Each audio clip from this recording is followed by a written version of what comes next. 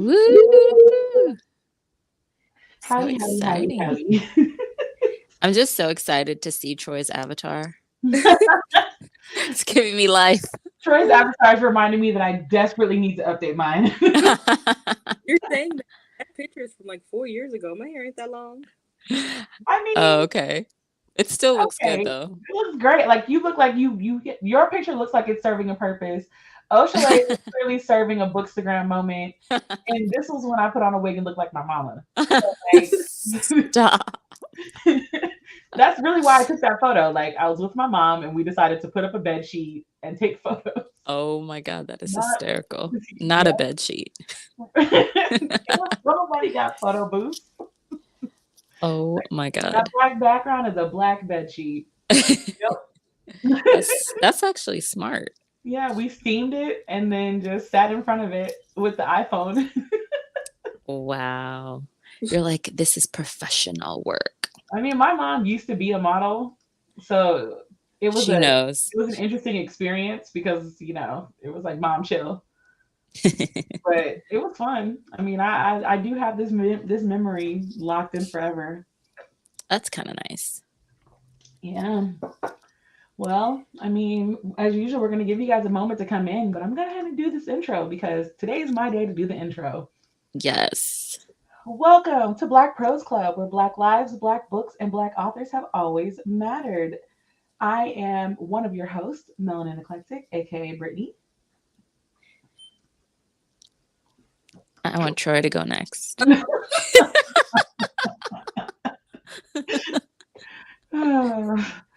Clear Studio.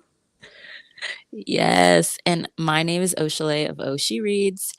And we are so excited for this podcast episode tonight because I feel like it's so necessary to discuss this. And I'm even more excited that all three of us are here to discuss it. Yeah, buddy. So today's topic is respect my boundaries. I really want to Hmm. say like a whole extra like itch at the end of that, but I'm refraining. I know. I know.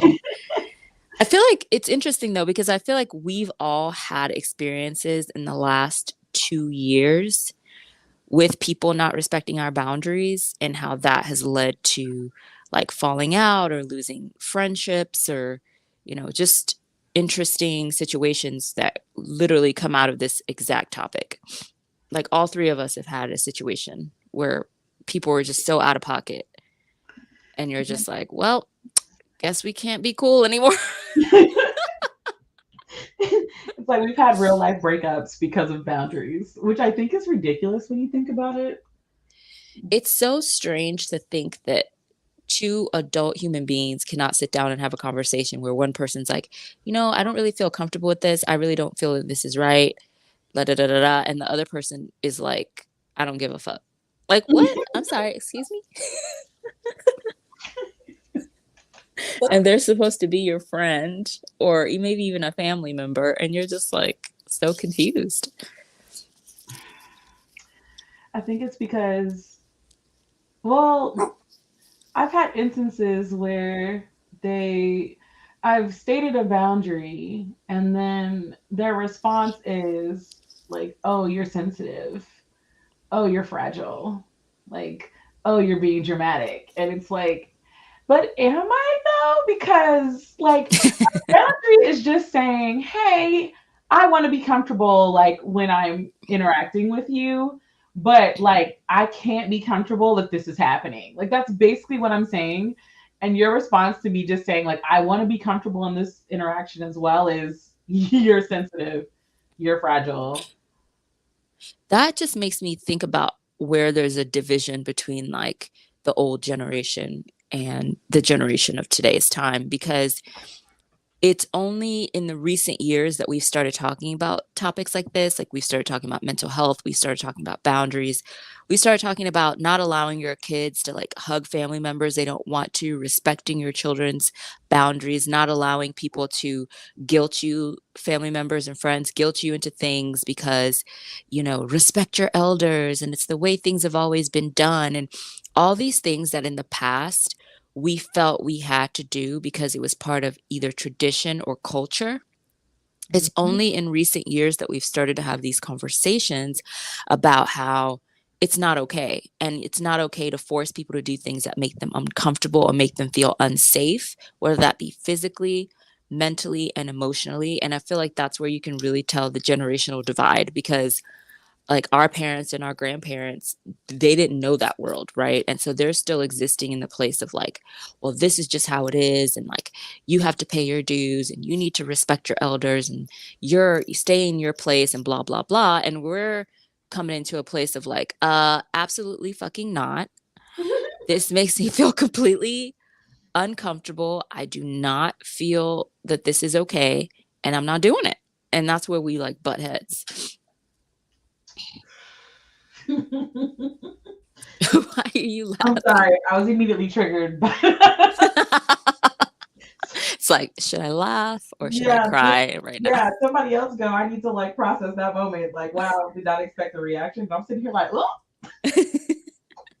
No, but isn't it true? Because I immediately think about conversations that I've had with my parents because I come from a Nigerian family and a culture of tribalism that is very strong. And there's certain traditions and certain things that, as a child, first of all, in a Nigerian household, you're a child until you die. Like, I don't care if you have kids. Dead serious. I don't care if you have kids, if you have grandkids, to the people above you, to your parents and your elders, grandparents, aunties, and uncles, you're always a child to them. It doesn't matter. So it's like you could literally have 5 children of your own. You could be 50 years old and it's still that place of like, well, I'm your elder, like stay in your place. You need to follow these rules and traditions. And I've had so many conversations with my parents where I'm literally like, I'm not doing that. And they're so confused. And I'm just like, well, your first mistake was bringing me to America and allowing me to become an Americanized and growing up in this culture. And then you trying to claim Nigeria. We ain't in Nigeria right now. You know what I mean? Like, Oh it's not where we're at. no. It's like not today. Not today. So here's my question: since you brought up cultural, Yes. and I know that culturally there are a lot of cultures where like our boundaries are just not respected because there's more emphasis put on elder respect than there is like the current generation respect. Yes. So how long did it take you to actually start fighting against that? Well, I feel like growing up, I was always the kid that just kind of kept my mouth shut and did what I was told because I just wanted to be able to like I was a very sneaky kid, right? I was the kid where like to my parents' faces I looked like, "Oh, she's such a good girl. She's doing all the rules, da da da." But I was doing that so they would leave me the hell alone so I could really do what I wanted to do, which they had no idea that I was doing, Was you right? out in the streets? Wait, what you like tell us she used to like jump out the window? Yes. Yes. Really? Yes. Oh my god, I would never.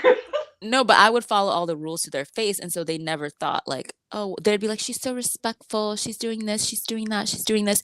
When we yell at her and tell her to change, she just changes. She doesn't talk back. She's so good, and I was doing that because I was like, I knew the lay of the land from early on, from an early age. I was like, well, this is a dictatorship, not a democracy, and they don't see me as a separate person with my own thoughts, ideas, and feelings. They see me as an extension of themselves and an extension of their lineage, right? And they see me as like not a real person. So it does like I might as well just pretend that everything's fine and just do everything they say. So they leave me the hell alone so I can really do what I want to do. I really cannot picture young Oshley jumping out windows. You know what though? I have a very similar experience to Oshale. Yeah. To go Jackie in the It's background. okay. Let It's Jackie be okay. part of Let it. Jackie live. She want to be a part of this. So in a second, she's losing her window privileges. Oh my gosh. But Not Jackie jumping out windows. she would if she could. Oh. Because there's 5 of us, and I'm not the middle child, but everyone says I'm the honorary middle child because I'm more of one than my brother is. So I was always the one. Everyone's just like, "Oh, Troy is so good. She's not doing anything." grades. And they were saying all that stuff. And in high school, I was trespassing in the Audi garage and smoking weed. Bruh, what is this? Y'all were both delinquents? Well, it's just like that place where you're not allowed to be your own person, right? Because it's like they project onto you what they want you to be. And it's like you don't have a choice. Right. I mean, I understand. It's just funny to hear. Like one day I slipped up in high school, and my parents didn't have, I say all that, but they didn't have like really tight leashes on. They let us pretty much do whatever to an extent. Mhm. But I slipped up one day. Now, if you don't live in Houston, Galveston is an island. It's a good 40 minutes away. Okay. Dirty ass island too. I was supposed to lie about where I was going one day, and I remember blatantly telling my dad. At the time, I lived with just my dad and my brothers, and I was like, "Oh, hey, I'm going to Galveston," and he kind of like, I thought he got whiplash. His head turned so quick, and he was like, "Huh?" And I was like, "What?" And I meant to say, Oh I'm no. the mall because it's Galleria, but Galveston came out. Oh no, Troy. You slipped up. What did he do? He looked at me like, and I didn't even realize I said Galveston. So I'm like, what? He said, okay, this is going to be the non-PG. My dad's not PG, but he was like, in a DGA, you got to ask permission to go to a different city. Sounds about right. Sounds about right. Oh my God. They're like, I said, what are you talking about? And he was like, you just said you're going to Galveston Island? And I was like, did I say island? He's like, oh, what you done told on yourself? And I was like, Oh my God. Not you trying to be a delinquent and delinquently wrong. Straight up outed yourself. That was like your subconscious, like, we gonna be ourselves today. I started, and I think high school was the beginning of me, like my mouth getting really, really bad. It's always been bad, but it was always like I was horrified of my dad. And then my mom used to always tell me, "Oh, your dad he just barks. Like, it's never a bite. It's always a bark." And when I lived with him and away from my mom, and it was just my dad, me, and my brothers, I really got a taste of it with a lot of barking, not biting. So my mouth got. And so I started doing stuff just blatantly that was just blatantly disrespectful. Like sometimes we'll both look back on it and I'm just like, you really should have whooped my ass. Oh my gosh. Anytime Damn. you get to a point where you're telling your parent you should have whooped me. Like, I one day I was so like one day that I told him to shut the F up. And What? Troy. So hot one day, bro, and he was at the bottom of the stairs, and my brother John was at his door, kind of looking at me like, "Oh, you have a death. Oh, you about to die." I'm shocked you're alive. Ooh. And John was like, how Mama always said, "Daddy's bark is bigger than his bite." He's like, "If it was, it ain't no more." Yo, y'all are on a level of boldness that I could never have strived to when I was younger. I lived on military bases, so there wasn't really much you could do. Right. There were people who skipped class and stuff, but they went off to like the barracks. Okay. They were kind of hoes. Oh. That wasn't the lifestyle I was living, so it didn't make sense for me to go with them. You're like, I am not going to partake in these activities, therefore I have nowhere else to go. Like it was I'm gonna just say this. A lot of people don't realize that, like on military bases, especially overseas, because there's like there's high schools and stuff, and then there's like the young people, the young 18-year-olds who graduate high school, join the military, and end up getting stationed back where they live. That sucks. Where do they go? They hook up with the seniors of the new year, which are still high school girls in the barracks. Wow. There was a lot of issues around that, and therefore my dad was a different level of strict. Yeah, I can see that. I didn't get my first kiss till not even gonna mention that age because it was way older than it should have been, and I couldn't go nowhere without my brother, and my brother was always grounded. Wow. You were like on lockdown. I went barely anywhere. Like my brother got grounded for everything, stupid stuff, and it would be like. And I remember my earliest memory of trying to push back on my parents and try to like set something. I didn't know what I was trying to set because obviously we didn't have these kind of conversations when we were younger. But like I just remember sitting down trying to have a conversation with my dad. I think I had to be like 7th grade. Yeah. And I remember asking my dad, why is everything that I do dependent on what my brother does? But what my brother does is not dependent on me. Ooh. And then I was like, don't you think that's kind of sexist? Is that really how you want to raise your daughters? Ooh, Brittany. Listen, Spicy. that was the first time I got grounded. Oh shit. Backfired. Because in true response, like my parents obviously like they acknowledge like some of their parental fail moments now that we're older. But when I was younger, like any form of back talk, any form of like questioning, like that was allowed. It was like, this is my house. I pay the bills here. You live here by the grace of God. Like that's literally how my dad responded. He was like, is it sexist that I pay the bills? Ooh.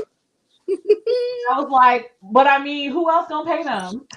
I'm dead. And that's how I got grounded because my mouth has always been a problem.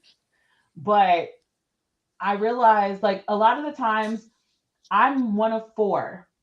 Mm-hmm. And sometimes even now you will hear my family make comments about how like, oh, Brittany's the mean one.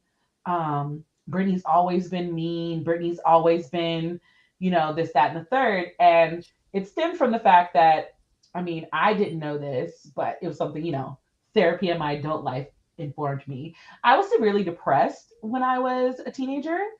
And it was probably due to the fact that we moved around so much that I couldn't like get a foundation. Makes sense. And so like I struggled a lot just trying to function as a human. And so the way that I communicated was basically just lashing out at people. That makes a lot of sense. Yeah. And then like I would try to, anytime I had any emotions at home, my parents would retaliate to me and be like, stop being so dramatic. You always like to play victim, like stop being dramatic.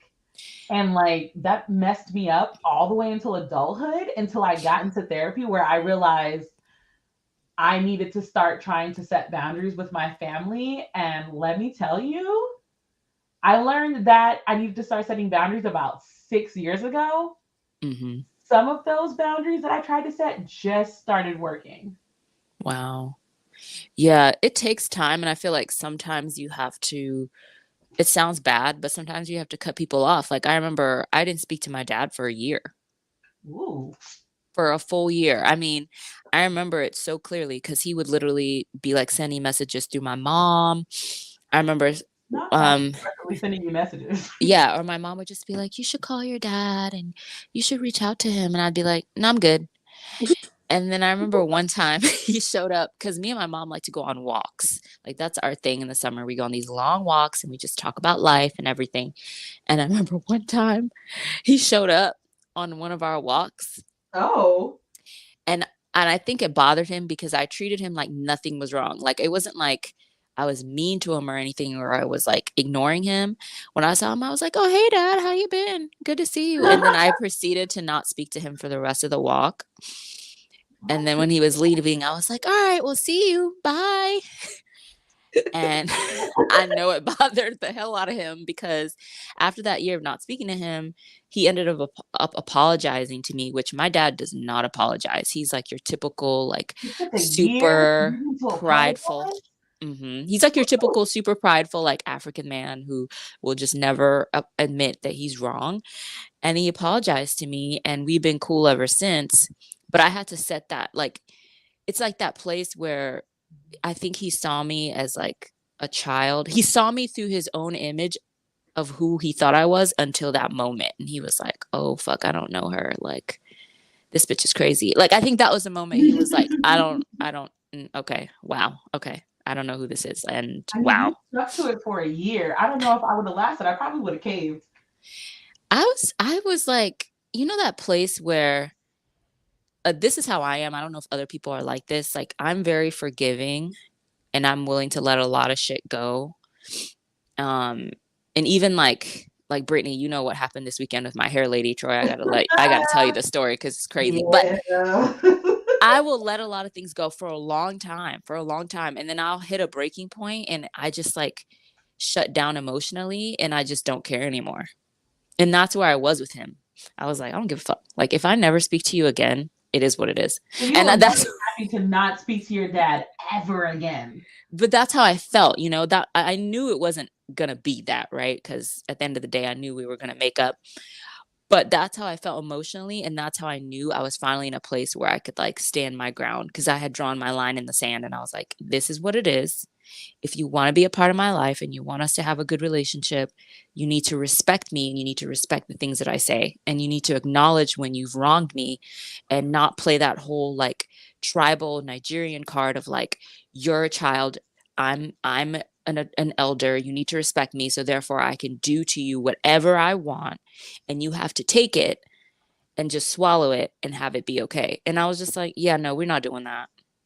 Ooh. And you know, and it's like we're in such a good place now. Like, me and my dad have such a great relationship, and like he listens to me, I listen to him. We can actually agree now without it becoming an issue. And I'll be like, "I don't agree with you." And he'll be like, "I know you don't, but you'll see." Or he'll be like, "This is what I think." Whereas like 6 years ago, 5 years ago, it would have been like, "Well, what do you know?" And like, "You need to just listen to me." And like, it's made such a huge difference. And it taught me a huge lesson of just like sticking to my guns, you know, of like, no, this is what it is. If you can't respect that, then I guess you don't, we're not gonna be around each other, I guess. I guess that's what it is. Wow. It's really hard though. Yeah. Yeah. I can't imagine cutting my daddy off, you know? Yeah. For a whole year, I didn't talk to him. A whole year without talking to my daddy? I don't know. Because also, I'm a daddy's girl, like a huge daddy's girl. So I don't know. Me and my dad have clashed, like clashed. But my dad is also a secret softie. And Yeah. now that he's gotten older and he is actually like admitted, like, yeah, you know, the way that I was raised was kind of sexist. And it was because of how I was raised to think that like girls all couldn't think on their own kind of thing. Mm-hmm. But like now, if we clash, like I can straight tell my dad, what you just said was horrible. And he'll be like, but why? And we can talk about it. Now, my mother is one of the best women I've ever met in my entire life. She's also one of the most stoic women I've ever met in my entire life. So when I do get emotion out of her, sometimes I'm so shook I don't know how to respond to. That's so funny. You're like, is the world ending? Yeah, but like my mom and I'm still working on the boundaries with my mother. It's interesting being an adult. Like my mom obviously has always been like the one that's been around. She's been the one to help me make decisions. She's been the one to basically make decisions for me, and I kind of just do it and pretend like that was my decision. Like I've always just done what my mother wanted because it was just easier than, you know, trying to think of something else. But now that I'm older and, you know, I pay my own bills, she's relaxed a little bit. But when she gets passionate, watch out. like when they came to visit for Christmas, I was wondering how that was going to go. I basically caved. Of course you did. I came in with this plan of like, you know, this is my house. Yeah, right. we not doing mama rules. This ain't your house. And then when she came, I just caved. Of course. I tried to fight once and just said nope. I can't. Like, it's with my mom. I can't do it. I'm trying, but it's not coming from a place of like anger or anything. It's just that my mom has always had like a level of control in my life. Yeah. And it's hard to fight back because on one hand, it's like I also don't want her to feel like I'm telling her she needs to like stay out of my life. I'm just trying to be like, hey mom, let me make my own decisions. If I ask you, feel free to help me, but like don't just be telling me everything I need to do. Yeah, it's hard. It's so hard with family because you love them so much and you don't want them to take it the wrong way, you know? Yeah. And you don't want it to cause problems, but it's like I think it's the hardest with families because we're so connected to them. Yeah, some family, other family, I'm like, kick rocks. I do not. You guys find that it's easier or harder to make boundaries with your siblings? Because I'll be so quick to tell my siblings, "Stop talking to me like that. Like this is not how this is working. Like you need to get off my phone." Oh no, siblings and parents is totally different vibe because It's I totally have different. straight told my siblings, don't you ever pick up the phone to call me and just start emotionally dumping on me without asking me how I'm doing. If you do that, I'm gonna hang up. Mm. And my You know, brother my thought I was joking. Click. Yeah, it's definitely easier because there's more of like, I feel like with parents, the power is not equal, right? And as you get older, it's like you're fighting to get some type of power in the relationship because you're an adult now. I feel like with siblings, you always started off on the same like level, even if they're older than you or whatever the case may be. You get to a certain point. Like for example, my little brother and I, my baby brother, we're 9 years apart, but that nigga is a man now. You know what I mean? Like, like we're on an equal footing now. Like, I don't baby him or like talk down to him, like or like, oh, little brother, this. No, like we now when we talk, like we can have shots together, we can have drinks together. Like, you are an adult, so I feel completely comfortable talking to him and asserting my boundaries. He feels comfortable asserting his boundaries with me, or at least I hope he does. um my other brother, my middle brother, we're closest in age and we've always been comfortable being like, you're a piece of shit, and he's I'm like, about to say we also talk to our siblings reckless though, and we that's do, a whole lot. we do. because What do you say, Troy? my older sister and my younger, I have two sisters, two brothers. My sisters always say Mimi is such a bitch because I mean to, but sometimes they be so out of pocket that when they say stuff to me, I start laughing. Because it's like I cannot believe they had the audacity to even say it. And so, or like my older sister is like queen of like really wanting to push the older sister envelope. So Mm. she'll like try to like run me, and I'd be sitting there like, and I start giggling because I'm just like, are we like, what is it? I'm sure she just loves that. Oh my gosh, she gets so mad, and then it pisses her off. She's like, "Oh, Mimi is such a bitch." I'm like, "I sure am. Glad you're aware." Oh my god, I can't. I mean, I especially think with siblings who are close, like, well, let me rephrase. Me and my siblings are like insanely close. Like, it's a little sickening because we were literally the only constant people in our lives because of the way we traveled. Right. So when we got older, there was a lot of clashing. We argued like nobody's business because the dynamic was just really confusing. Since we no longer lived with each other, Mm. like once we started going to college, it was confusing. Like the way that we ugly cried when my brother graduated college and lived 4 hours away from us was not healthy. Because y'all were each siblings and friends. Yeah, because like we were the only ones. We only had the consistency of each other. It's like every move, it was like I went to school with my brother. Mm. And like the first week, we ate lunch together. Like we did stuff together. Like we went to recess together. So it was Right. like to not have that closeness, but then also trying to figure out like who we are as adults was like a whole other experience. But now my sisters will call me, and I know not to have them on speakerphone in public because they will embarrass me. Sibling dynamic is interesting because I only have one sibling that was close enough in age to me for us to ever be in school together, and that was my brother. My older sister Kim, I think if there was ever a time where we were in school together, it was maybe like elementary school because there's like what 6 years of elementary, but Right. you know, both kids, so we didn't really care. But when I got to middle school, me and my brother had an undercover we never said it out loud, but we would not speak to each other in school. Like it was to the point people didn't even know we were siblings. Like until we would walk. But don't So like y'all look I don't know. alike? I think we do, but I don't. I guess not because like in high school, his little thoughts that would like run around him 24/7 had no idea that I was his sister and like thought I was competition. And one day What? I That's was so actually awkward. day and we were just getting off the bus and this girl like squeezed in between us and I damn near hit the wall and I looked at John and I was like, bruh. And he goes, "What are you doing?" And she's like, "Oh, I'm sorry, I didn't see you there." And I was like, I'm "You just." dead. She was like, sister? And I'm just like, yeah, I'm his sister. We don't look anything alike. I don't. We both have my mother's face, but we just didn't speak to each other. And what's so funny is the one time we saw each other in the hallway one day, he like jumped on my back or something, and the teacher that saw us was like, "Oh, is that your boyfriend?" And I I'm was dead. I was like, Senora, it's my baby sister. And she was like, oh my God, I'm so sorry. And Ja goes, this is why I don't talk to you at school. And then he walked away from me.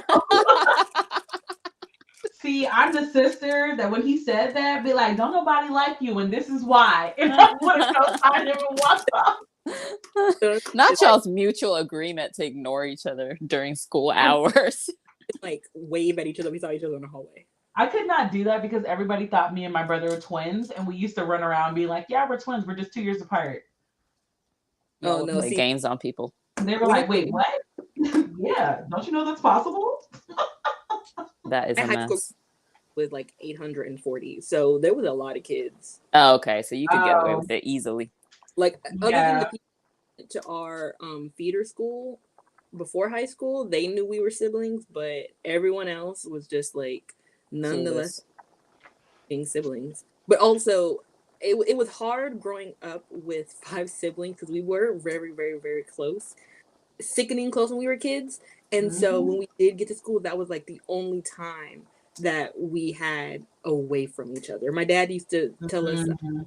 that we like when we would fight, he'd say this thing where he would go, if you need a kidney, you know who the first person they're gonna go to is your My daddy used to give me the same lecture. I cannot. Not a kidney. to the That's your point, family. At the end of the day, they always gonna be there. Oh. and it was to the point where we got older, and if my dad found out that we were fighting, we would be like, yeah, fuck their kidney. Oh my God, no. Failure. I'm okay. Wow. So we're suffocatingly close. So we only had, and we lived in one room. So we had a 2-bedroom house growing up. And so it was the 5 of us on bunk beds. Oh And yeah, so y'all were ready to kill each other. Yeah. if you let my brother tell it, I was like always like just ruining his life. Like he has As you should. he has a scar on his eye that never healed correctly. I don't think I told you guys this in the group chat. I don't think I ever said it on live because my dad stitched it at home. I can't. I remember that. Not here. Oh my God. He claims it's my fault and hit him over the head with the remote. I mean, I did do that on accident, but he claims it's on purpose. So, I did do that on accident. That is sending me. but it's like we were together all the time that it would like our anger would run its course. Yeah. So, It's like you would have to take it out on each other somehow. Yeah. Yeah. And we watched a lot of WWE wrestling, so it wasn't. Oh my it wasn't- God. Me and my Same. siblings too. I mean, there were plenty of injuries that were like, what happened? Well, I jumped off the couch and smashed into his head. yeah. Or it would be like, my brother was really getting on my nerves and he was messing with Ashley Alicia and like, I didn't like it. So I hit him across the head with a broomstick. Mhm. You know, like, It's but like, I feel like because we have close relationships with our siblings, like it's like we set boundaries, but it wasn't as like finite as the way that we have to do other family members mhm. or friends or ex-friends because woo, Yep. take that Are deep- another level. huh?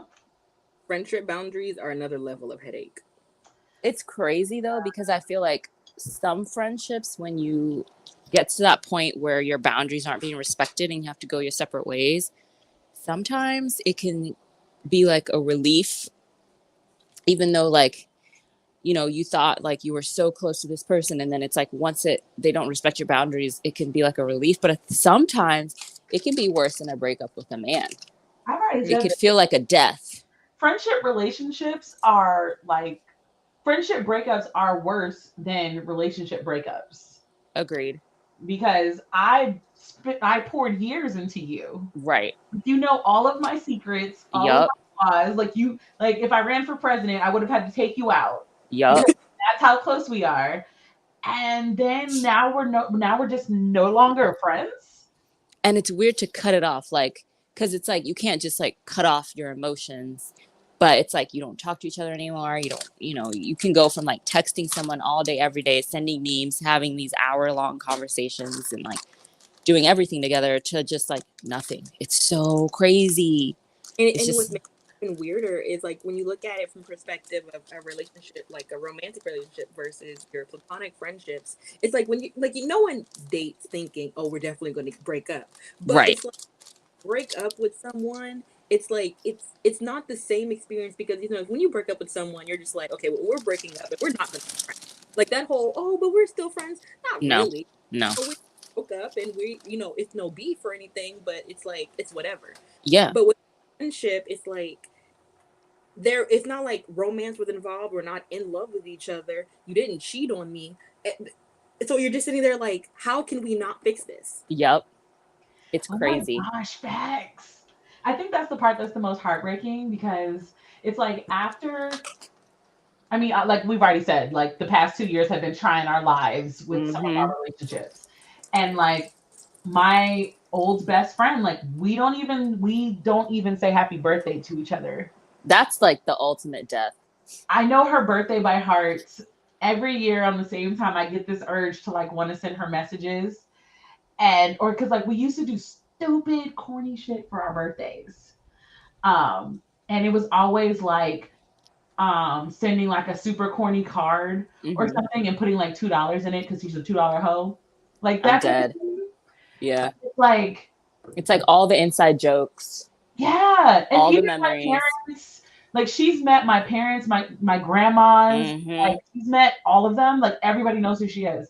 And it's always like, oh, I haven't heard you talk about so and so in a while. How's she doing? And I'm like, I don't know. We don't Yep. And more. it's always like the shock from the parents and the family. Yes. Like, what? My dad was shook. Yeah, and they're just like, are you sure you guys can't figure out how to overcome this? Like, there's always that too. Like, I'm like, where's that energy when it comes to a guy? And my dad was like, well, if the guy was trash, he trash. I'm like, okay, dad. like, damn. And you know Yeah. what the for me is that when if there's like a big fight and it's like you can't recover from a fight, that's one thing.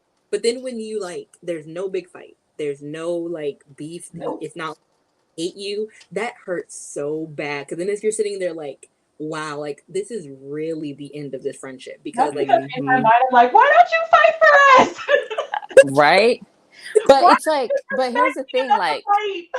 but sometimes like you just literally just become different people, and it only takes like maybe a series of events that builds up, or one event that like opens your eyes and you're like, wow, like we are not the same people, we're not going the same directions, we don't have the same um like morals anymore, and morals in the sense of like what keeps us together, because people can show you in a million tiny different ways that they don't respect you, they don't respect your time, they don't respect your opinions, they don't respect who you are as a person. And I feel like when you've been friends with somebody and you love them so much, you give them a lot of passes. You'd be like, oh well, they're just tired, or like, oh, they're going through something right now, da da da da da da.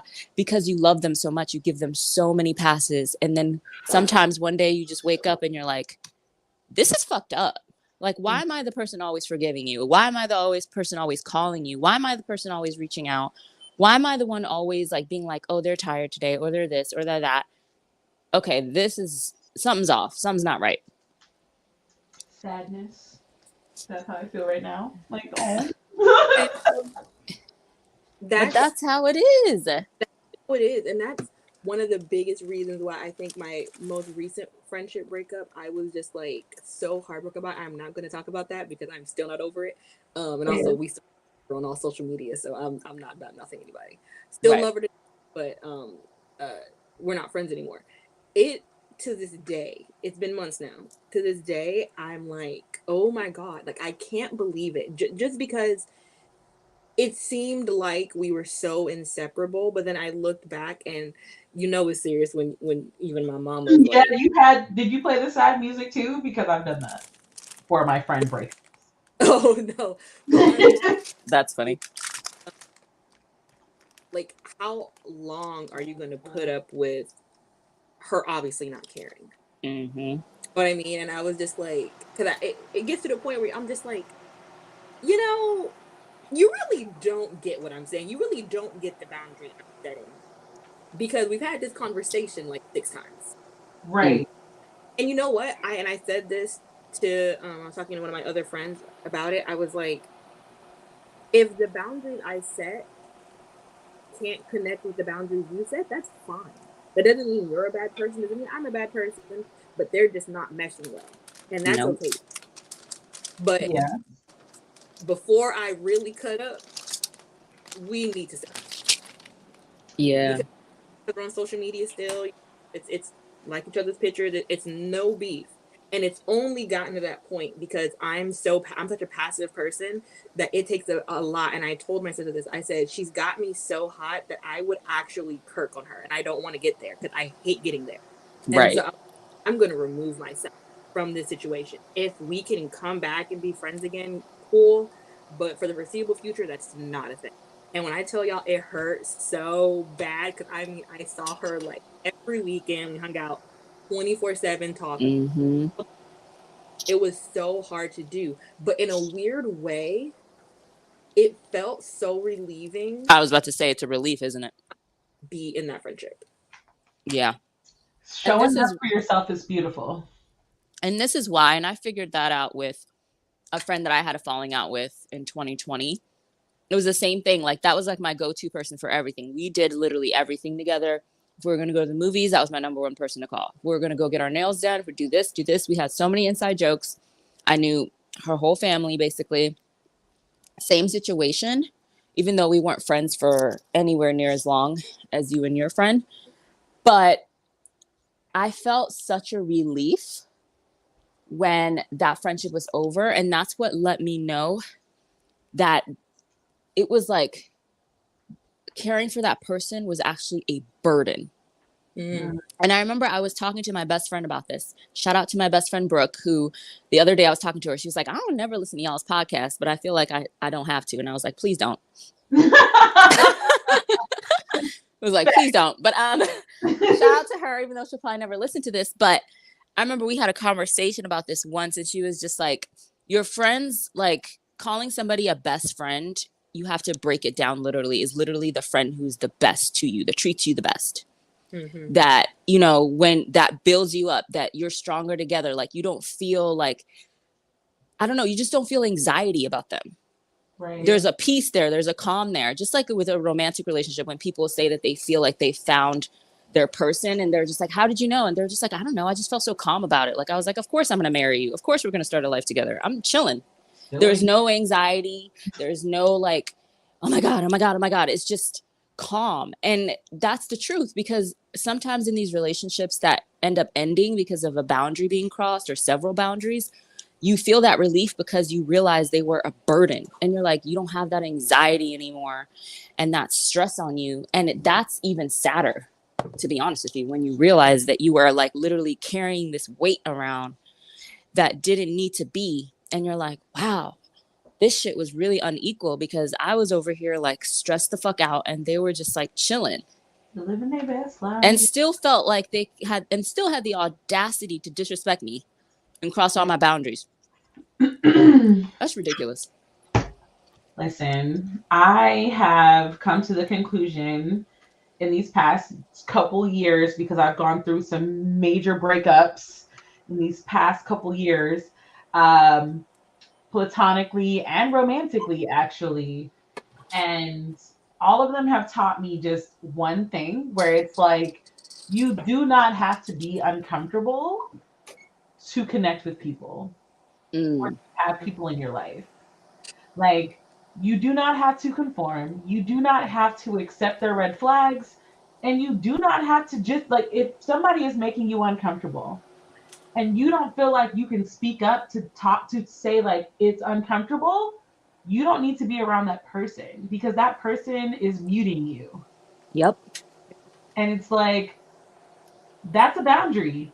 It's an unspoken boundary to just want to feel comfortable when you're interacting with people. Like, I feel very comfortable talking to y'all. I've never felt like I needed to hold my tongue Nope. or anything when I talk to you guys, because we just have that relationship and it's very nice and freeing. But I have had to deal with some relationships in the past where it was like, when it when I finally started standing up for myself and I was like, I will not, like, I mean, example, I will not chase you. If you No. want to go do that, go do that. But for me, I'm staying here. And if you go over there, you can stay over there because I'm not doing anything else with this. No. And not only saying it out loud, but like actually standing firm in my own decisions Yes. has really opened a door for me where I get offended less Mm. and the relationships that I have, I cherish more.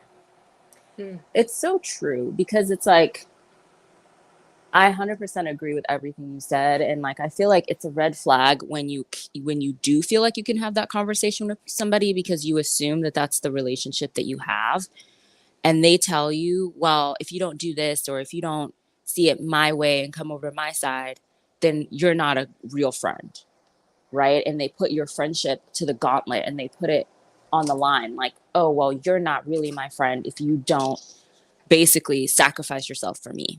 And just like a toxic relationship, romantic relationship, anyone that would actually ask you to sacrifice yourself, to sacrifice your well being, your mental health, your physical well being, your emotional well being for them to prove in some type of like weird twisted test to prove that you're a real friend, that's a huge red flag. And I see that a lot, especially with teenagers, Yeah. that teen age, that young adult age of like, well, you're not really my friend if you're not willing to do XYZ.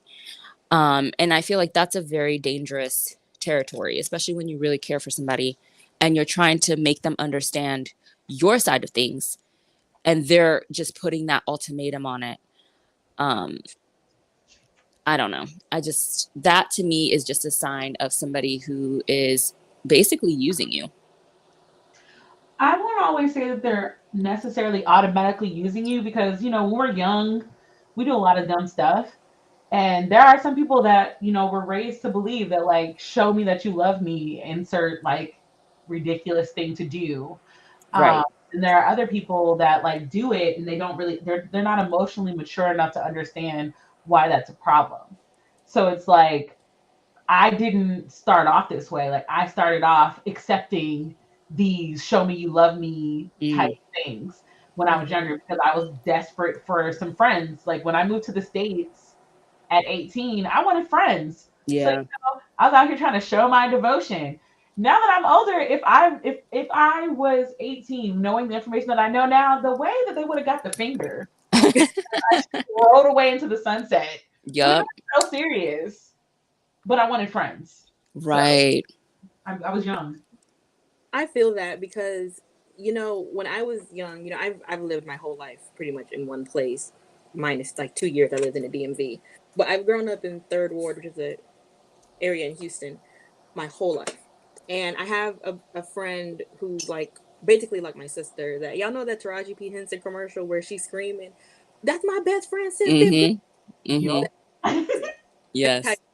But like fourth grade. And so we've been friends since we were like 8 or 9 years old. And we had a conversation. There's a group chat between me, her, and my baby sister um, that we have. And we were talking about growing up together. We grew up in the same apartment complex as well. And so we've always been in each other's lives. And we had this conversation about how it's shocking that we're still so close to each other after it's almost 20 years at this point. Because you really have to grow with a person Mm hmm. in the same way to keep Yes. that going that long. Like sometimes I just sit around and I'm just like, oh my God, I've really almost known you 20 years of my life. Next year will be 20 years I've known her and that we've actually physically been friends. We didn't just go to the same school, we were best friends even in fourth grade. Right. And she said this the other day where she was like, one thing, I have a lot of friends, but I need someone to tell me like you're doing too much. I know I can call you and you're going to be like, sometimes people will hear us talk to each other and it does sound, I guess, a little quote unquote, I don't like saying this about black women, but aggressive, I guess. But sometimes, she'll be like, she'll be really out of pocket and I'll be like, no, you hella fucking wrong for doing that. And, stuff like that. But if it ever came to the point where she was like, no, I really don't like how you're talking and the way you're talking to me, then that would be addressed right then and there. When we were younger, I think we did not have that in the bag, and we didn't really fight ever. But when we were younger, I think it was a lot of like childish pettiness and Hmm. like undermined swipes at one another Yeah. that looking back at it now we'll laugh at because we were just like, oh, that was so freaking but we were so young and we knew we wanted to stay friends and that we were super important to each other. And so when we did disagree or something, it got to the point, I think somewhere in middle school, where I was just like, okay, you know what, Ty? Agree to disagree. And Right. what, touche, agree to disagree, because we're not gonna come to an agreement on this. We don't see eye to eye on this. Mm. And because we're very different people, we have very similar upbringings, we have very similar, I'd say, feelings about a lot of things, but we are very different. If she's level 10, I'm negative 10. But it Friends house. sounds like y'all have like a mutual respect for one another and you had a desire to maintain the friendship. So it's Exactly. like whatever adjustments we need to make to be in each other's lives and to truly like find common ground and understanding with each other, we're going to make those adjustments because what we have and the bond we have is too important to us to let it go over some bullshit. Exactly. Especially because our parents would always be like, well, you can have a falling out with any friends you want to, but you call me, tell me you have a falling out with Taisha, and I'm coming back down from Maryland. And I'm like, okay, whatever. Like, I get it. She's family. She can't go anywhere. I'll stick to it. Awkward. That's hilarious. Yo, Novelist said, she said, Lord, it's hard to trust somebody platonically again, especially now in the age of social media where everyone puts everything on blast, or maybe I'm the Yep. odd one out, regardless of the fallout. I'm not going to put your personal shit out unless they took my significant other. Okay, first of all, facts. If you are my friend and you cross girl code, all bets are off. I become the I most evilest person in the world, and I know I probably need to work on that, but that's just how I am. You know what? That might be this group chat, because that is you screw my significant other. That's It's screw over. it's a wrap. We done broke all types of agreements just by doing that. So why should I be cordial? I think the real problem these days is that people view other people as disposable. And this is an issue too, even in like the romance land. Like we're talking about platonic relationships, but even in like when it comes to people trying to make romantic relationships, people view people as disposable now, is something that I've noticed. And you think, oh, there's always going to be another person. Oh, there's always going to be another connection coming down the pipeline. And it's like, I think it's because people's connections with one another are so superficial Yeah. that people don't really even understand what it means to have a real friend, because I've talked to people and they describe like, oh, my friend, this and that. And I'm sitting there thinking that is not your friend. And I don't know if you realize that what you just described is actually like rivalry. And like Other topic. you know what I'm saying? Like I've literally had that thought, like people talking to me like, oh yeah, and then she said this and then this happened and then she rubbed upon him and I was like, oh my God. And I'm just like, wow, that's your best friend? And they're like, yeah. And I'm like, okay, interesting. I Interesting. wish a bitch would. But you know what I mean? Like people's connections are so superficial. They don't even really know what it means to have a real friend. They think that just because you have somebody to take your Instagram pictures with you and go out with you, they're a friend. And it's like, no, they're not. Like, if you cannot trust somebody to be there with you when you're really down. Oh, and that's another thing. I remember having a conversation with somebody where they said that the pandemic really woke them up because they realized they had no friends, because they sat there and thought about like in like the depths of their despair when like hundreds of people were dying a day and like we didn't know what was going to happen and it was super dark. They didn't know a single person they could call just to talk about like how scared they were, because they were alone, far away from their family. Their family lived states away. Their state was like on super lockdown and they lived alone and they were just by themselves. And they were like, and I had a complete breakdown and I realized there was no one I could call to talk to about that. And I was like, damn, That's scary. that's crazy. it's kind of similar. Like, you guys know how like YouTubers, they'll like have these like little friend groups, and then all of a sudden, like months go by, and all of a sudden, video about this major scandal within their friend group, and I'm just like, Hmm. that's what happens when you pick somebody for a brand deal and you call Oh them no. after a drink. I don't get it. She said that's what happens when you befriend somebody for a brand deal, and I'm screaming. Look, I'm Troy tells no lies. Clout is a hell of a drug. Like, people really start friendships for clout, for notoriety, to try to gain fame, followers. And that's the world we live in. Like, people are trying to make these like networking opportunities with each other to blow up and get followers and all this, instead of actually just trying to find friends. I Let me would tell y'all like to pros, reclaim the word friend people use it very loosely. because I'm tired of friends being people that you met in a networking function because that's your networking partnerships. That's true. Title, like, sweetie, no. If I met you and we decided to work together on a project or you're my accountability partner, we are business associates. Associates is a word that should be used far more often than it is. It would Sorry, save my people dog's so much losing it. time. We already know that your dog, all the PDC dogs don't like us doing podcasts. We know.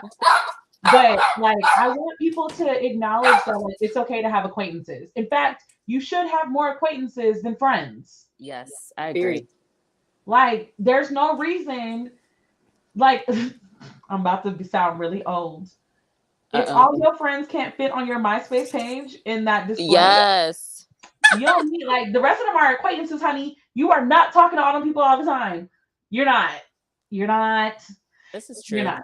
It's like I want us to stop giving everybody these titles and these privileges um without them showing you that they deserve it. And I'm not saying that in like, oh, let me put them to the test. It's just like everybody does not deserve the same access to you.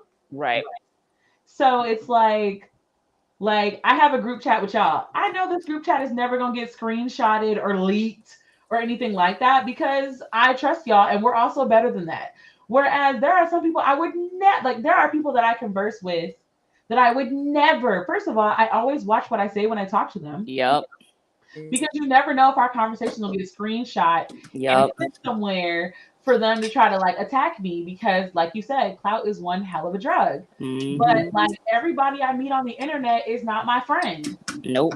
Everybody I meet on the internet, yes, we can have good cordial conversations, we can do all that and the third, but we're acquaintances that I met on the internet. Like This is facts.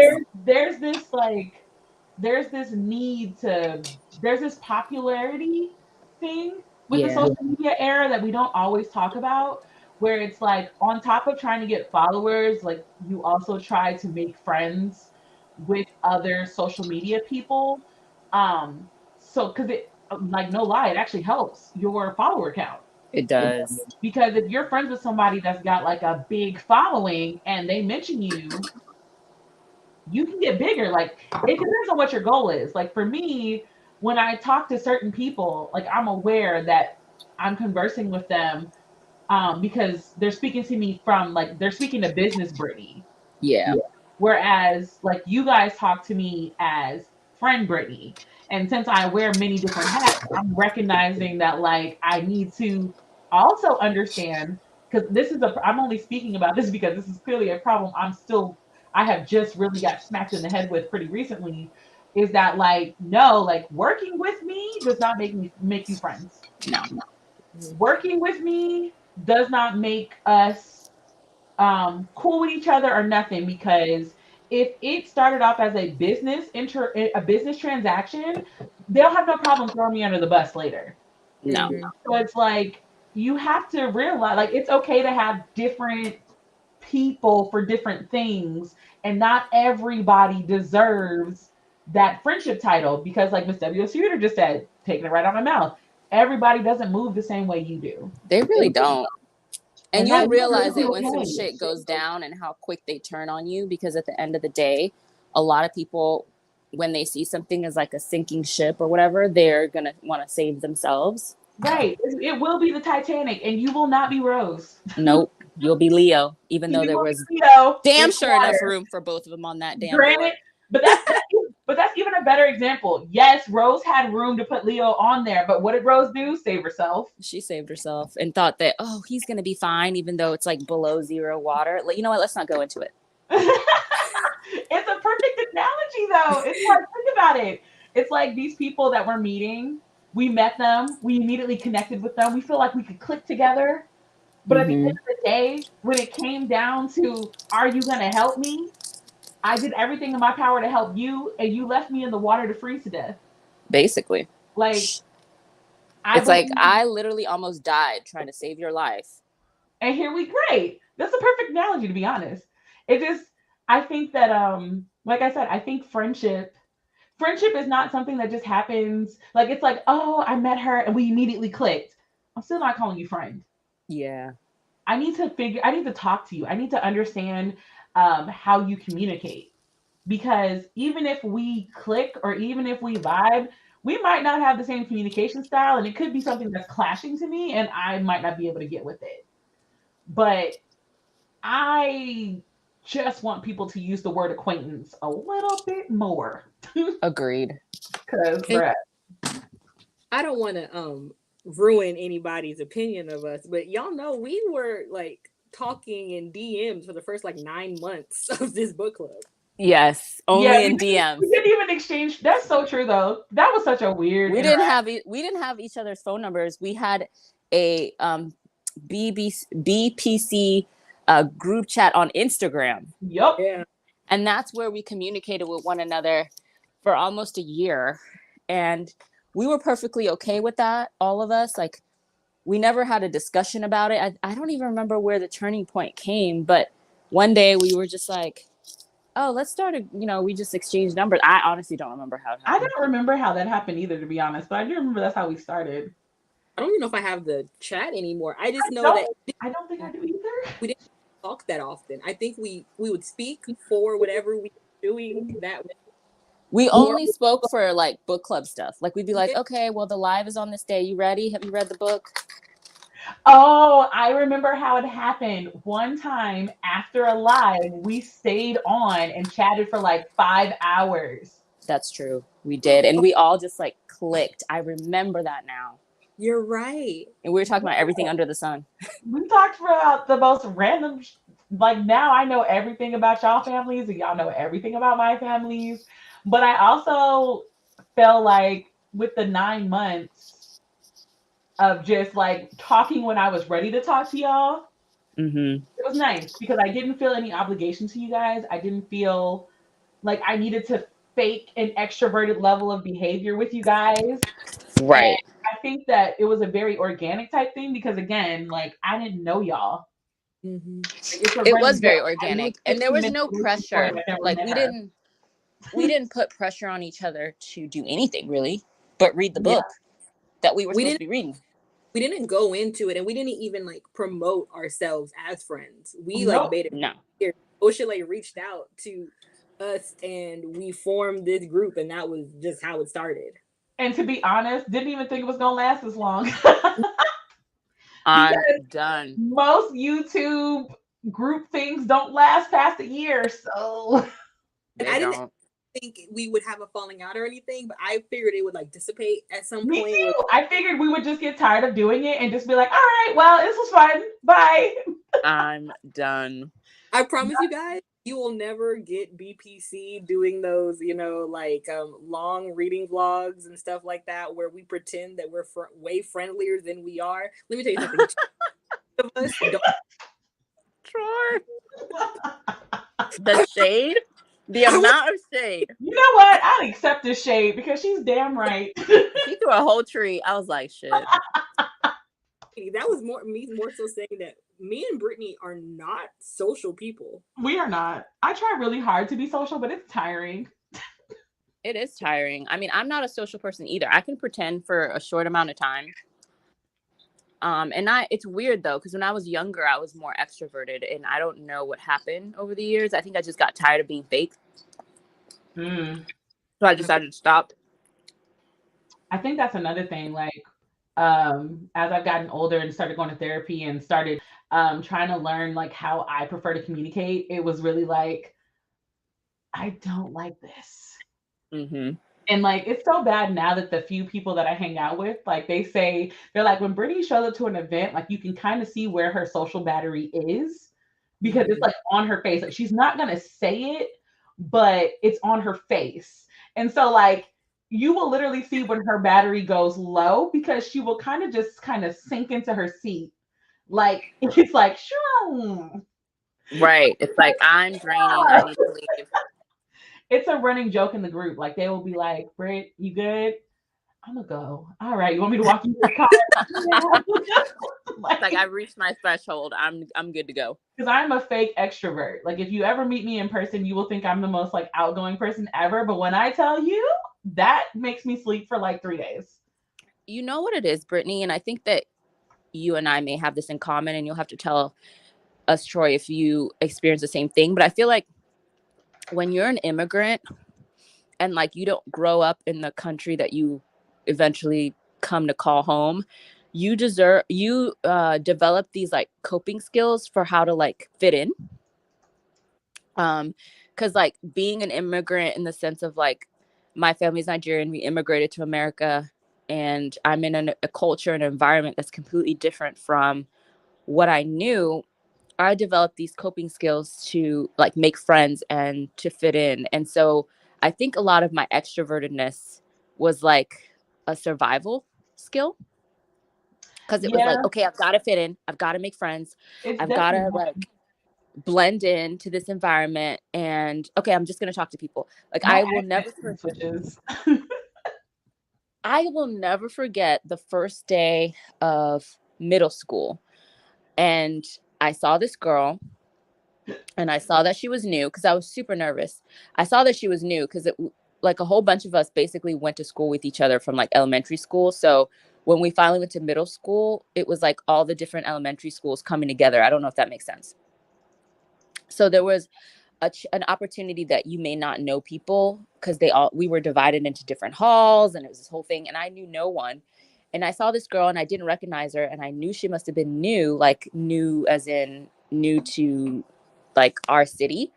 And so I decided then and there that I was going to befriend her because obviously she didn't have any friends. So she needed a friend. I was like, okay, so she doesn't have any friends. She's going to need a friend. She's new. And I walked right up to her and I said, hi, my name is Oshley. What's your name? And she was like, Jessica. And this was like 7th grade. And I was like, do you want to be friends? Like, just like that. And she was like, okay. And I was like, where are you from? And she's like, Wisconsin. She's like, Wisconsin. And I was like, okay, cool. We're friends now. That's literally how she said it. And we were friends up until like almost all the way through high school. Like, because it was like a survival skill. Because naturally, I'm not the type of person to just like walk up to people and start talking to them. But I had to develop that skill because I was like, I got to fit in. I got to make friends. Oh, that's definitely a military brat technique. If you talk to any military brat, like all of my friends, we all are actually pretty introverted and would prefer not to talk to people. But when we get in public, it's like the switch turns on even though we don't want it to. And Mm-hmm. it's like, let's make everybody comfortable around me. Like, Mm-hmm. let's make everybody like want to talk to me because we're so used to being like the new person that it's like, come on, let's go. And then at the end of this, Mm-hmm. like, why did I do this? Oh Why? my God.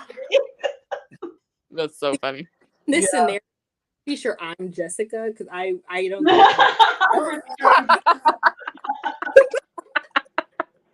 no, it's so funny. Troy would just be like, okay. One of my closest friends, I have 3 best friends, and one of them, this girl, Hn.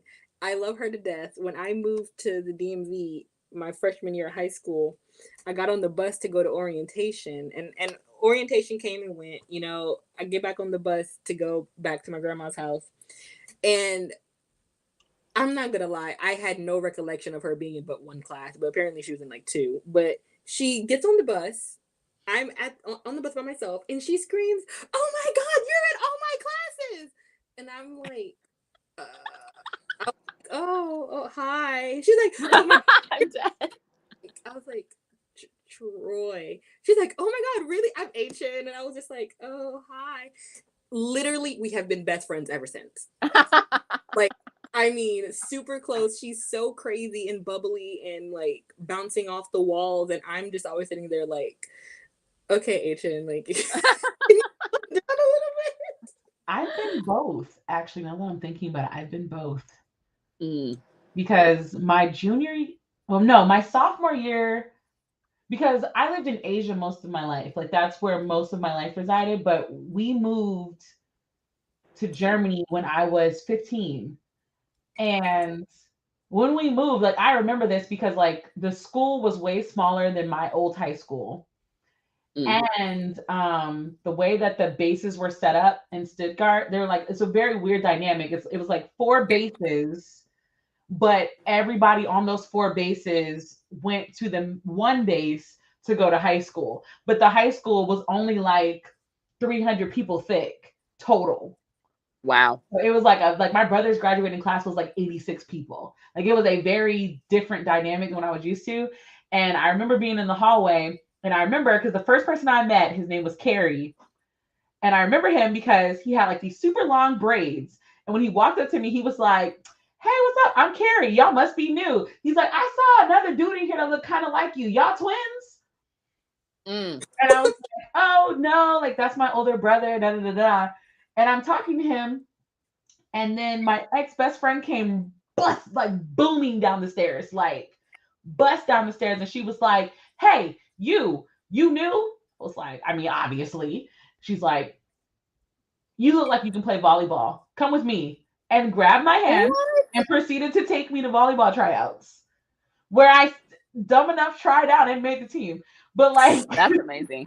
That like is an amazing story. we were friends from that point on. Like it was like I had never seen it. Like as we're walking, she's like, "Hey, I'm Kay." I was like, "Oh, okay, hey." She's like, "Yeah, are you a junior? Please tell me you're a junior because we just lost some of our seniors." Like having a whole conversation with me. Meanwhile, I'm looking at my new German phone trying to figure out how to text my mom that like I'm trying out for volleyball now. I'm like, I don't even know. Like she texted my mom for me. I could not figure it. Like the Asian phone, European phone. It was like Oh my European God. phones were like so behind that my body was not communicating with it well. But yeah, that's how I met her. And then the other friend that I had from Germany, I met her because our lockers were right next to each other and they had the same locker combination.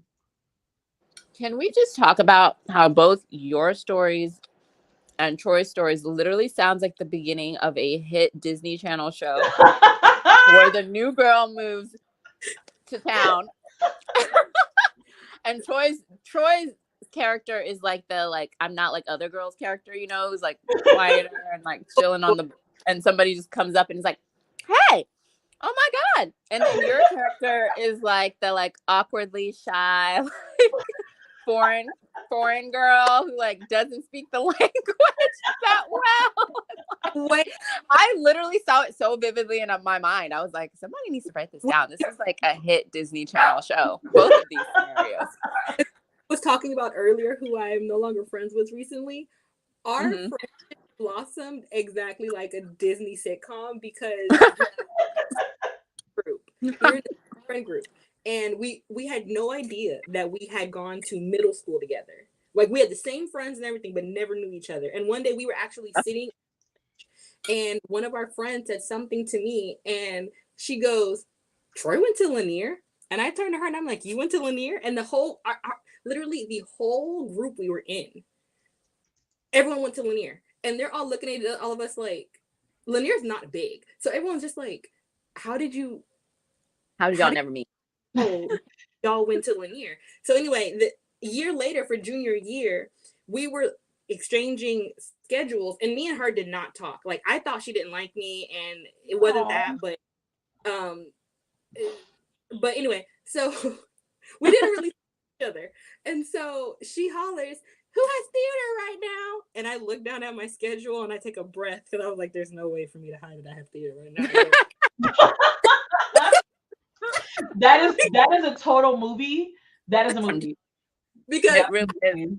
That is a So- Disney movie, like straight to Disney Channel movie.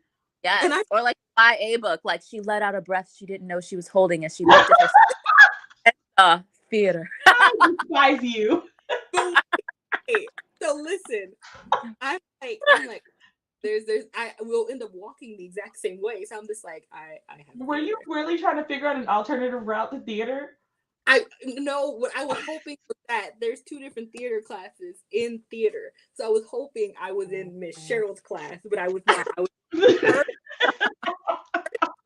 because our last names are close to each other. Hers is R, mine is T, so we sat right one after another. And so I was like, this has to be. You were like, damn.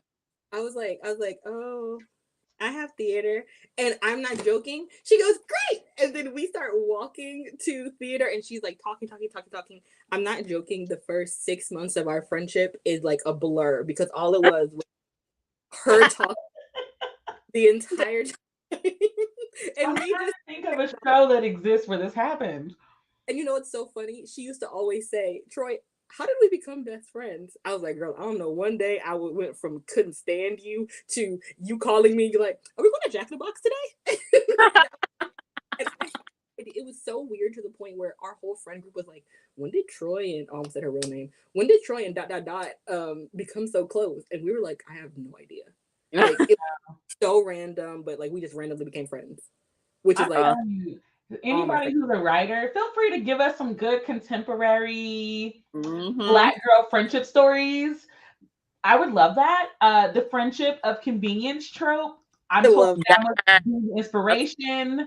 Like I would love to read this, to be honest, because when I do go into my I want to read contemporary kick, like that's the kind of stories I'm looking for. So if anybody want to write that, I wish we were still friends so I could literally tell her the friendship of convenience trope is how we became friends. I was just thinking that I'm like, I really wish I could have texted her like, yo, I just figured out what our friendship means, but damn. I really just want to send Elizabeth Acevedo a DM. Oh, listen. Look. Do it for all of us. That would be great. And where she at? Listen, the worst she could say is no or leave us on red. Might as well send it. Like, just be like, I would really love to see a story written by you with the friendship of convenience trope. Let me explain. the let me explain is the part that took me. That's like it would be like a freeze frame and it'd be like, you're probably wondering how I got here. It would. Like, oh, that would be so great. No, don't ask Elizabeth Acevedo to do it because I'm gonna end up crying in whatever the book is. Probably. But also, like, I'm okay with crying for her book because I feel like there's gonna be some cute friendship moment where I'm gonna be all in my feelings and want to call my friends like, I love y'all, man. Right. I love y'all. Always. Like I was just thinking about it, and like the way that I randomly send y'all messages, like I really hope y'all are having a really good day. You do that. You're like, I haven't heard from you guys in like 48 hours. Is everybody okay? Me and Oshule take forever to fucking respond. We do. I'm about to say it doesn't matter because I'll send that message at like 8:00 in the morning on like a Tuesday, and I still won't hear from you hoes until like Thursday. Or I'll get like a 2:00 in the morning voice note from Troy. Yep. You always do those like early morning voice notes, and they be long, and they be like 8 of them back to back, and I'm like, oh shit, okay, something happened. Play. Funny is that I do because I'm always up, and then I forget to respond when y'all respond. Yeah, that's how it works. It's quite enjoyable. I just well, I mean, I think we had a great conversation. I want to end it by asking a question. Ask your questions then. Okay, what is a boundary that is an absolute like no-go? Like if somebody crosses this boundary, it doesn't matter how long you've known them. It's just like, nope. And we don't have to talk about family in this one. This is not about family. My absolute no boundary is anybody who discredits my humanity. So good one.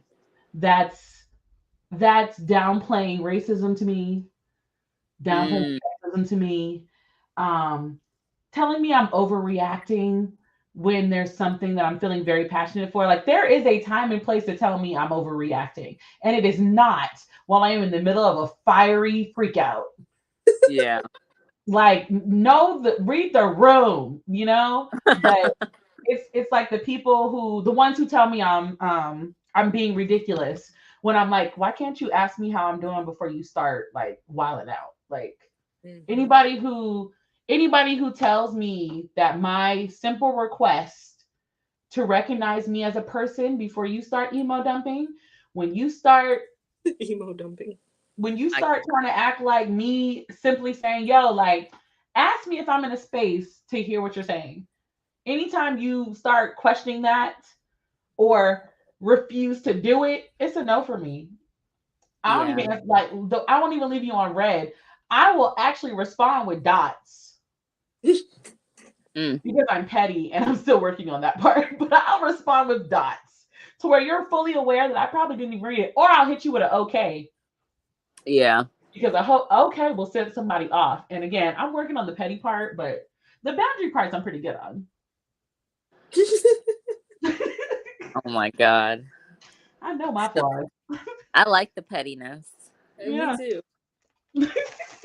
I feel like you wouldn't be you if you took that away. Yeah. I mean, I'm learning how to do it. I'm learning how to pick the times to do it because y'all know me. Normally, my response is always petty, but like there's a time and a place and an art to truly being the petty empress that I deserve to be. Mm, So I'm working on it. Also, I'm totally eating jelly beans right now, so excuse me. it's Ew. okay. I had a whole dinner and cooked it too during this whole entire podcast. I don't even know. I was like, I hope nobody can hear these pots clanging. But I'm trying to think of one because like even though it's my question, I really don't know. I feel like the one I want to say like right off the top is like any form of like gaslighting. Mm. hmm Because if I'm telling you how I feel and I'm telling you what I'm experiencing and you're trying to convince me that I'm not experiencing that and that I don't feel that way, automatic just like head explosion, like what the actual fuck? Like I can't. That's one of the things that I can overlook a lot of things because I really liked yours, Brittany, but I feel like I'm also that person that's like, well, because I experience this a lot at work sometimes. I'll be like looking at their demographics because I work at a doctor's office, and I'm like, well, he was born in 1937. I wasn't considered a person when he was like growing up, so I'm gonna let that fucking go right now, like, because he probably still doesn't understand the world that we are fucking living Oh, in. better than me. I refuse to give anybody that level. I'm like, you've been I'll living be, this long. That's not a fucking excuse. I'll be like, he has dementia, okay, but he's ugly. I mean, he's dying Dementia, alone. somehow they forget everything but being racist. Nope, fuck that. Isn't that crazy? No. So I'm like willing to not necessarily excuse it, but I'll just be like, whatever, like this is a situation. I'm moving on with my life. But I think that someone trying to convince me that what I'm saying is not what I've experienced is not what I've experienced is a complete no. Mm. Wow. I also just want to say, y'all some haters, bro. Like Starburst jelly beans are lit and I only eat them during Easter. Mind your business, you haters. How are Damn. jelly both dry and sweet? First of all, stop coming for my jelly beans. I- These are my babies. Starburst jelly beans, like they don't taste like regular jelly beans. Like they got a little bit of juice to them. Like y'all Mm. are haters. Right. Um, I'll say I think both of you guys are very good ones. I think I don't know how like if there's like a specific word to use for mine, but in a lot of my friendships, I have a problem where a boundary no one seems to respect is that I'm a very big homebody, and I think a lot of people see it as like some type of crutch for me when it's Mm, not. I just like being home, and I'm introverted. I'm very introverted. Always have been. And so a lot of times I get where people are coming from when I'm out with people, they'll sometimes be like trying to push me to do something I really just don't want to do and yeah. thinking I'm like scared or that I'm, anxious or something. And I'm like, I am none of those things. I just don't want to do it. And I've had people in the past straight up argue with me to the Wow. point where I'm exhausted. And I'd be like, this is not that big of a deal. It's not like I'm turning down a job offer. I'm literally just saying I don't want to, I don't know. So basically, it's like just respecting the fact that like your idea of fun and chill is not always leaving the house. Yeah, exactly. It's like respect my shit. I don't want to go Respect out. I'm my queen. boundaries. Exactly. I'm queen of people texting me and asking me to hang out. And I'm like, I don't want to.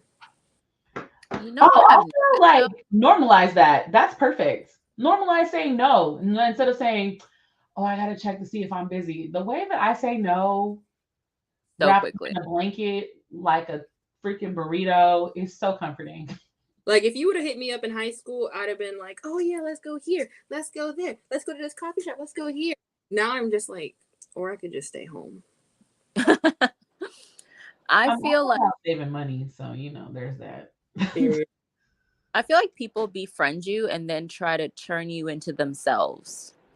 And I think that's where the issue comes, because it's like it's so nice to have friends who acknowledge that you're your own, like you're who you are, and what you like is what you like, what you don't like is what you don't like. You might want to go here, you may not. And they just understand that and they respect that. But I feel like with some people, they befriend you and then they try to turn you into themselves, or like they treat you like you're a fan and not a friend. I Like, agree. oh, let's go here, let's go do this, I want to do this, you want to come? And you're like, not really. And they're like, why not? It's gonna be great, it's gonna be fun. And you're just like, it's just not my scene. Why isn't it your scene? You're always doing this, you never want to go. And then they try to make you feel bad for being who you are, and you're just like, I have to reevaluate why we're friends. Like, I need to go home and think about this. I've also had people like make it seem like I was, and maybe this is my fault because I'm not addressing it correctly, that they think I'm saying something about something that they find fun. And I'm just like, no, it has nothing to do with me thinking it's stupid, it's dumb, it's childish, whatever. And if I'm making it, if my, the way I'm saying things makes you think that that's how I perceive it, then that's totally my fault. Cause my sisters always tell me that sometimes I'm dry to the extent of it's seeming like I'm trying to be a bitch when I'm not, and it's just my personality is really dry. And so I try to work on that a lot. And so if that is what it is, then I'm definitely sorry to anyone I've done that to, because it's never been that. I'm never trying to belittle what you like to do. But if we don't like similar things, I have every right and the autonomy to say no. Absolutely. Listen, you're not wrong, and that's them centering themselves when the conversation was about you. So that's actually just them being selfish. Just thought I would drop that in. Like, Not no, turning it around and making it about them. yeah, like why is it when I say I don't want to do something that all of a sudden you think I'm clowning what you're doing? If I'm clowning what you're Right. doing, you don't know, because I'm gonna tell you why do you like that. That's just stupid. The same way they came to me about these jelly beans. Oh no. I feel like when you become an adult, you become very comfortable with being like the villain in someone else's story if it means that you're saving yourself and your mental health. You'd be like, Right. well, sucks to suck. I guess I'm Cruella de Vil in your life, bitch. It's such a Yeah. beautiful threshold to cross, though. Like once you cross that, I don't give a fuck. Like it's like everybody in their adulthood like has that moment where they realize like I'm not gonna please everybody, and in fact, I no longer give a fuck. You know what's funny? Me and my sister are at this point where we will literally, if something happens, we'll go, "Are we the villains?" My God, I'll send you guys a screenshot of a conversation a couple days ago where we said that. It was so funny. We were cracking, and Chris was like, "There ain't nothing sexier than being somebody's life." And I was like, Christina. She's like, I'm serious. She's like, that's My power. little sister said that to me today because I was like, wow. Because I mean, I have a chat with my siblings and like my cousins. So sometimes we talk about our grandparents in there, and I was like, dang, yo, I was like, as a collective, we ain't shit. My sister responded, never said we were, and never tried to do anything but. And I was like, ah. We've ascended. We have all collectively ascended, and it's beautiful. Oh my God. Well, Well, example to say about me, and yeah. apprehension of anything is Oshile will forever be exasperated that I live 15 minutes away from her. Ever met. I just don't understand this. When you're truly introverted, the relationship that I have with Troy makes perfect sense. I'm just like, what? I'm like, how have Brittany and I met in person, and we live states away from each other? Brittany actually Oh, passes. it's amazing. Yes. Wait, say that again. I think it got lost. I said Brittany passes my house every day. Most of the time, yeah. Anytime I go into Houston, I gotta pass her. That is amazing. And we're totally fine with it. Like, we did plan that at some point we have to go check out that one stationery store, but like I haven't been feeling like driving because gas prices too lit. Oh Yeah. my God, gas prices are through the roof. I was like, it ain't that serious. So I haven't gone. But when I do go, that's when I'm gonna meet Troy, because I'm supposed to swing by and get her. Oh my God. I love it. Like, but yeah, so we hope you guys enjoyed this podcast. I think this was pretty fun. You guys should check back in with us on Thursday. So as you guys know, if you weren't aware, we started talking about the courtship, but before the second courtship got even canceled. wet to dry, they canceled it. Mhm. So now we're on the Let's Get Oshile into Anime. Yes. Yeah. And so we have to give Oshile her first anime to watch. And Yeah. she'll be giving her thoughts on it on Thursday, which means our group chat's about to be lit, because I totally forgot to tell Troy about this. So this is her first time knowing. I want to watch the Wolf Girl one. Oh, the Wolf Girl and the Black Prince. I have so many questions, so I just need to watch it. Okay, well we'll figure out how you can watch that one, and I guess that's gonna be the first one we're gonna talk about on Thursday. Yes. Also, we plan to have a special announcement coming on Wednesday, Yeah. so stay tuned for that. And we're still reading Goliath by Tochi Onyebuchi. And So we'll be stay discussing tuned for on that. Sunday. And that's Sunday at 6:30 p.m. Eastern Standard Time. Wait, that's not this Sunday, is it? Yeah, that's this Sunday. Oh, shit. Who we do with our designated secretary? I mean, clearly you see who hasn't even started the book, but it's okay. Here we go. Here we go. Yes. I'm gonna start it tomorrow night, okay? That's gonna be one-sided book review. I know. I mean, I read pretty fast, so I'm not really concerned. I could probably read it in a day. Novelist says she ain't read it neither. Y'all, we've had Wait. 3 months to read it. Wait. What is happening? Oh, Shalay, remember how angry Brittany used to be that me and you would like read the day before each line? Yes. Yes. Brittany would be like, I've already read it. I've highlighted my notes tabs, done this. I've made an outline. It's color coded. Coming for me in this little podcast, and I don't appreciate it. Brittany's no, I'm like admiring you because you would have your shit together, and me and Troy are like, yeah, we'll start it soon before Sunday. Chose violence for like 2 years. It's okay. I'm trying to keep my streak alive of reading every book. Oh, let that- The shade of it all. Okay. I would blatantly be like, I didn't finish this one. Sorry. We've only y'all will DNF real quick and leave me being the only one to know the ending of the book. No, you know, y'all remember when we used to like, Oshile and I wouldn't read it, so it couldn't just be Brittany. And so Brittany would just be like, okay, let's just change the book, y'all. Let's just change the book. I remember. Y'all have no idea how many times they've gone into this shit in like the last 3 days. They'll be like, I'm gonna just stay up all night and read it. Basically. Well, my thing is like when I read things, I read so much that I forget. Like, unless I really love a story, I forget the details. So it's like, if I read it too soon, like if I had read it 2 months ago, there would have been so much shit that I would have forgotten. Yeah. So I have to read it like close enough to the live where I can still remember things that'll be fresh in my mind. Especially if I don't like it, like I'm trying to like not remember it. Like I don't want my brain to hold on to this. from any of the books we've read in this book club, minus Michelle Obama. I think that's the only one that everybody collectively read a little early. The Mariah Carey one was lit. I didn't read that one. I wasn't. Yeah, we're gonna have to. That one was so good, Troy. Troy. You should listen to the podcast or to the Audiobook. audiobook. So good. Like, I think I still have the Mariah Carey credit on Audible. Like, if I can figure out, you can just use my account. It is so worth it. Okay. I also really liked Behold the Dreamers. Oh yeah, I like that one. Oh, It enraged me in so many. We were so many angry times. about that one though. Like that book invoked a lot of emotion. That's because the characters were straight wilding. Yeah. But that was a good book, and so was. We can laugh about it now, but so was My Sister the Serial Killer. Oh yeah, that was a good one. What about the Black Girl Magic one? That we had no Black Girl Magic. Echo Brown, you know, like I love that book now. Black Girl Unlimited. I've reread it twice now. I really love it. Yeah.